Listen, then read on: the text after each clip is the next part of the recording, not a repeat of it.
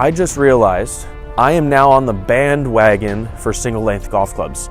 It really just makes sense to me, okay? So what I did here is I took my old set of Callaway Apex irons and I cut them to a 7-iron length.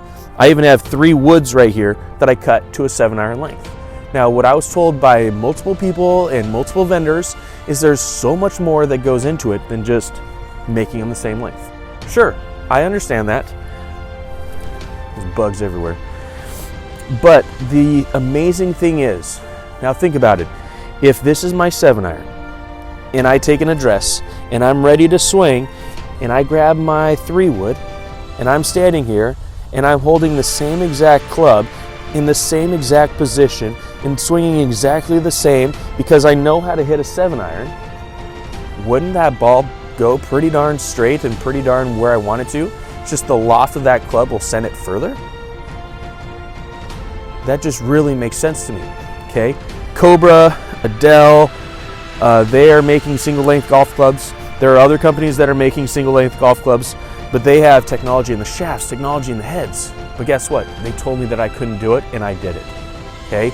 I did not listen to the naysayers. I wasn't afraid to fail. If it didn't work, I'll just go and get some new shafts and put them back to normal. No big deal. But what I did is I left my pitching wedge, 9-iron and 8-iron alone. Extending those clubs would really change things, so I just left those alone because it's just standing a little closer, a little bit more up and down. But look at, they're all the same. It's amazing.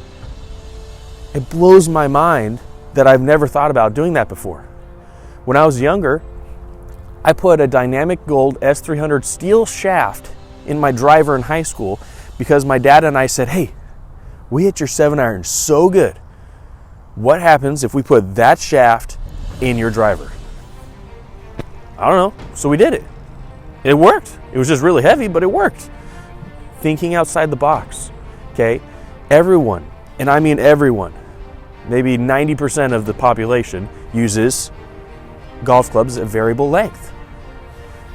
If you think about people putting, okay, right hand low, left hand low, claw, holding it different, long arm lock, all sorts of stuff. No one does it the same. Why?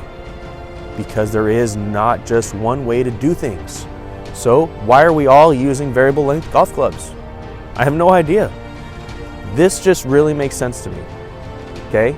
Even if you're a beginner, it's awesome because you never have to change anything. I'm not a beginner and it just makes sense and I enjoy doing that. But look it, work your butt off, okay? That is very important. I have a lot of clients who come to me and get a lesson, then we schedule another one a week or 2 weeks or 3 weeks later.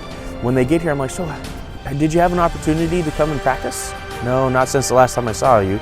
Oh, okay. Well, that's a bummer because we're just gonna be rebuilding the same thing that we just did instead of you getting better and building on top of success, okay? So, the 6 rules of success. It's okay if you don't want to use all of them, but just think about it. Trust yourself. If something makes sense, go for it. If you have a dream, try for it. Don't just put your hands in your pocket and just chill out on the couch, okay? Give it a try. Break the rules. Think outside the box. Now, golf has a lot of rules and you have to be within those rules when you're trying to do something different. But there's nothing in the rules of golf that says I can't use a driver that is a 7-iron length because there are junior golf clubs that are exactly this length and they play competitively. So there are limits on how long they could be, but the longer the club, the bigger the miss. But if you can hit a 7-iron pretty good, shouldn't you be able to hit one of these? Here's a 4-iron. It's just got less loft, but it's the same length, okay? Now, don't listen to the naysayers and don't be afraid to fail. Someone's gonna say, no, that's not gonna work, that's really stupid. But how do you know unless you try it, okay?